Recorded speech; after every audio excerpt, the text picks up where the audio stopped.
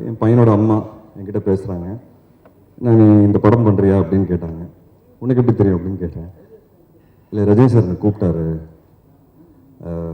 இந்த மாதிரி உனக்கு வாய்ப்பு வந்ததா அப்படின்னு. ஆமாம் வந்திருக்கு. அவர் என்கிட்ட கேட்டார், ரஜினி என் என் பையனோட அம்மாவோட பேர் ரஜினி. ஸோ ரஜினி இந்த மாதிரி என் பொண்ணு சொல்லியிருக்கா விஷ்ணு வந்து இந்த கதாபாத்திரம் பண்ணால் நல்லாயிருக்கும், அங்கிள் நானும் அந்த படத்தில் நடிக்கிறேன், ஓகே அம்மா உனக்கு அப்படின்னு கேட்டிருக்கிறாரு. அதை நான் மறக்கவே மாட்டேன். ஏன்னா அவர் இம்பார்ட்டன்ஸ் கொடுத்துருக்காரு பாருங்க அங்கே ஃப்ரெண்டோட பொண்ணுக்கு. அதுதான் என்னை பொறுத்த வரைக்கும் அவர் சூப்பர் ஸ்டாராக இருக்கிற காரணம். அந்த ஃப்ரெண்டை வந்து மதித்து அந்த பொண்ணை மதித்து அவரை கூப்பிட்டு அதை கேட்டிருக்கிறாரு. இதை நான் சொல்லுமா வெளியே சொல்லிடக்கூடாதுன்னு எனக்கு தெரியாது, பட் நான் சொல்லணும்னு நினைக்கிறேன்.